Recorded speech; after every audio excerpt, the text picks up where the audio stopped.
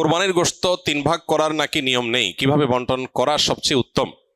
কোরবানির গোশত 3 ভাগ করার নিয়ম নেই, এই কথা ইদানিং খুব বেশি চাউর হচ্ছে। কে বলেছে কোরবানির গোশত 3 ভাগ করার নিয়ম নেই? এখানে একটি ভুলকে সংশোধন করতে গিয়ে আরেকটা ভুল আমরা করে বসছি অনেকে। আর সেটি হলো, কোরবানির গোশত এ সম্পর্কে আল্লাহ রাব্বুল আলামিন কোরআনে হাকিমে বলেছেন, ফাকুলু মিনহা ওয়া তাইমু আল কানিআ ওয়াল মুতাররা। কোরবানি গোশত নিজেরা খাবে এবং সেই সাথে নিজের আত্মীয় স্বজন, প্রতিবেশী, বন্ধু বান্ধব, আপনজন তাদেরকে খাওয়াবে, আরেক ভাগ গরিব দুঃখী অভাবী মানুষদেরকে দিবে, অর্থাৎ 3 ভাগে ভাগ করবে। এটা মুস্তাহাব, ভালো। যে জিনিসটা আমাদের সমাজের সংশোধনযোগ্য সেটা হলো, সমাজের ভাগ নামে কোনো পশু থেকে থোক গোশত তুলে রেখে 1/3 গোশত সরিয়ে রেখে মোড়ল মাতবররা তাদের মতো করে তারা বন্টন করেন। এটা একদিক থেকে তো ভালো দেখা যায় যে সামাজিকভাবে উদ্যোগ নিয়ে যদি বন্টন করা হয় সব গরিবরা সমান হারে পাবে, উপযুক্ত মানুষদের ঘরে ঘরে পৌঁছে যাবে, এটা ভালো। এটা আসলেই ভালো তখন যদি শরিকদের কারোর কোনো আপত্তি না থাকে।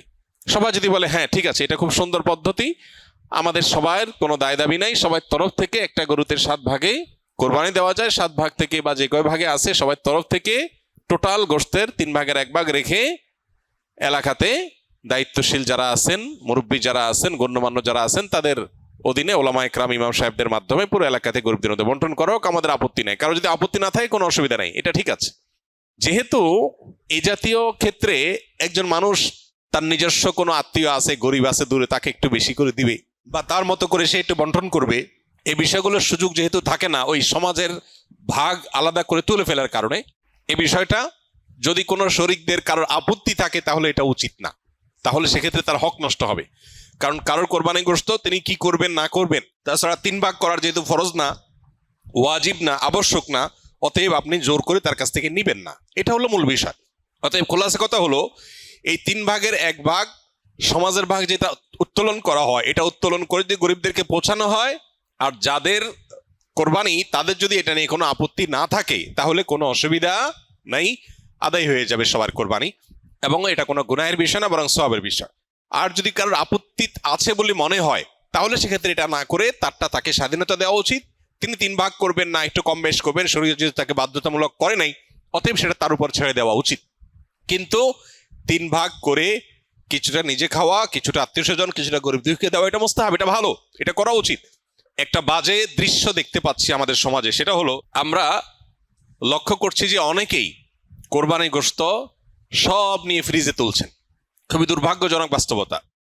যেখানে গরিব দুঃখীর হক আছে, তাদেরকে দেয়া দরকার, তাদের জন্য 1 ভাগ রাখার নির্দেশনা শরীয়তে আছে, সম্ভব হলে আরো বেশি রাখা উচিত, সেটা না করে বেশিরভাগ মানুষজন আজকাল সব ফ্রিজে ভরে রাখে, নামকে অস্তে সামান্য কিছু গরিব দুঃখীকে দিয়ে, আর বাকিটা স্তূপ দিয়ে রাখে সারা বছরের গোশত সংগ্রহ রাখার প্রয়োজনে। তো এটা কোরবানির তাৎপর্যকে নষ্ট করে।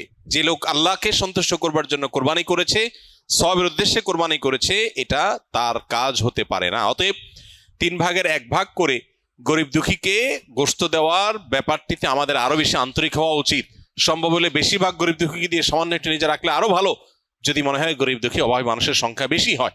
অতএব 3 ভাগ করতে শরীয়ত ফরজ বা আবশ্যক করে নাই, ওয়াজিব করে নাই, এটা ঠিক, কিন্তু এর মানে এই না যে আমাদের সব গোশত ফ্রিজে নিয়ে ভরা উচিত, সেটাও ঠিক না। অতএব আল্লাহ তাআলা আমাদেরকে বুঝার তৌফিক দান করুন।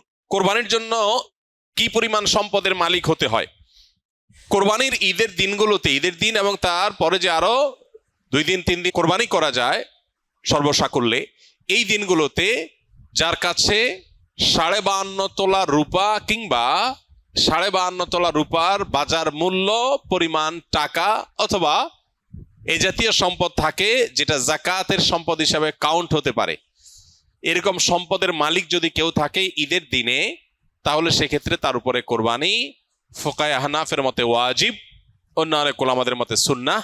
এই যে দিনগুলোতে কোরবানি ওয়াজিব বা আবশ্যক, এটার জন্য ওই নেশাব পরিমাণ সম্পদ 52.5 তোলা রূপার সমপরিমাণ সম্পদ, এটা 1 বছর থাকা জরুরি না। জাকাতের জন্য 1 বছর থাকলে যখন জাকাত আসে, কোরবানির জন্য 1 বছর থাকা জরুরি না, এই দিনগুলোতে থাকলেই কোরবানি বর্তায়। আমরা বিভিন্ন কবিরাজের কাছে তাবিজ কবজ নিয়ে থাকি, এগুলো ব্যবহার করা কি জায়েজ ইসলামের শরীয়তের দৃষ্টিকোণ থেকে জানাবেন প্লিজ। প্রথম কথা হলো যে নবী করিম সাল্লাল্লাহু আলাইহি সাল্লামের এক্ষেত্রে চিকিৎসার পদ্ধতি ছিল হলো ঝাড়ফুঁক, তিনি ঝাড়ফুঁক দিতেন। অতএব ঝাড়ফুঁক দেওয়ার এই আমলটা আমাদের করা দরকার এবং এই অভ্যাসটা বাড়ানো দরকার। সাহাবীদের মধ্যে কেউ কেউ সূরা ফাতিহা লিখে ঝুলিয়ে রেখেছেন, এটি সাব্যস্ত হয়। এই জন্য অনেক উলামা ইকরাম বলেন শেফার নিয়তে বিশেষ করে বাচ্চারা যারা পড়তে পারে না, এদেরকে যদি কোরআনের কোনো আয়াত, হাদিসে বর্ণিত কোনো দোয়া লিখে ঝুলিয়ে দেওয়া হয় সেটা জায়েজ আছে। বাকি হাদিসে যে মান আল্লাকা তামিমাতান ফাকাদ আশরাকা রয়েছে, যে ব্যক্তি তামিমা ঝুলালো, মাদুলি ঝুলালো, সে শিরক করলো। এখানে এই শ্রেণীর উলামা ইকরামের মত হলো এই হাদিসের দ্বারায় বিভিন্ন প্রতিমাদের নামে যে তামিমা ঝুলানো হতো বা তামিমাকে আলাদা কোনো প্রভাবশালী মনে করে তামিমা বা মাদুলি ঝুলানো হতো সেটার কথা বলা হয়েছে। যদি কেউ কোরআনে কারীমের আয়াত পড়ে ঝাড়ফুঁক দেয় সেটা হবে সরাসরি সুন্নাহ। নবী করিম সাল্লাল্লাহু আলাইহি সাল্লাম কখনো তাবিজ দেন নাই, ব্যবহারও করেন নাই, দিতে বলেনও নাই। তবে তিনি যেটা করেছেন সেটা হলো কি, পানি বা তেল বা শরীরে বিভিন্ন বস্তুতে দোয়া পড়ে, দুরুদ পড়ে, কালাম পড়ে আল্লাহর ফু দিয়েছেন, এটাকে ঝাড়ফুঁক বলা হয়। এটা হলো সুন্নাহ। আর বাকি কোরআনে কারীমের আয়াত এবং কোরআন হাদিস বর্ণিত দোয়া দিয়ে যদি শুধুমাত্র তাবিজ ঝুলানো হয়, যারা পড়তে পারে না, অসুবিধা হয়, তাহলে সেক্ষেত্রে এটাকে ওলামা ইকরাম জায়েজ বলেছেন।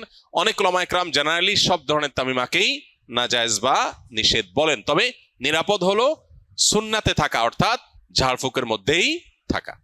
বাকি তাবিজ কবজে আজকাল দেখা যায় বিভিন্ন নাম্বার লেখা, নাম লেখা, শয়তান টয়তান ইত্যাদি লেখা, এগুলো নাজায়েজের ব্যাপারে কারোর কোনো দ্বিমত বা ভিন্নমত থাকার কোনো কারণ নাই। অনেকে অনেক বিভিন্ন রকমের ওই যে কাঠের গুড়ি, চামড়া ইত্যাদি কেটে ঝুলায় রাখে, এটা লাগালে উপকৃত হবে এরকম একটা বিশ্বাস থাকে। এটা বৈজ্ঞানিকভাবে বা অভিজ্ঞতা দ্বারাও প্রমাণিত না, আবার কোরআন হাদিসের আলোকেও প্রমাণিত না। বিধায় এই বিষয়গুলো সন্দেহাতীতভাবে কুসংস্কার। আবু বকর সিদ্দিক লিখেছেন, ইউটিউব, মেটা ও সোশ্যাল মিডিয়া থেকে বিজ্ঞাপনের মাধ্যমে টাকা ইনকাম করা কি হালাল হবে? এ বিষয়ে আমরা বহুবার উত্তর দিয়েছি। যারা এখানে প্রশ্ন করেন, স্কিলের ভাইরা বিশেষ করে, মেহরবানি করে আগে দেখবেন এ বিষয়ে আগে কোনো উত্তর আছে কিনা, থাকলে সেটা দেখে নেবেন, অযথা এখানে সেটাকে যেন রিপিট করা না লাগে। সোশ্যাল মিডিয়াতে অ্যাডসেন্সের মাধ্যমে এভাবে উপার্জন করা জায়েজ নাই। বিশেষ করে আপনারা অনেকেই কন্টেন্ট ক্রিয়েশন কোর্সে আছেন, যারা হয়তো ভবিষ্যতে উপার্জনের একটা পথ হিসাবে এদিকে যেতে পারেন।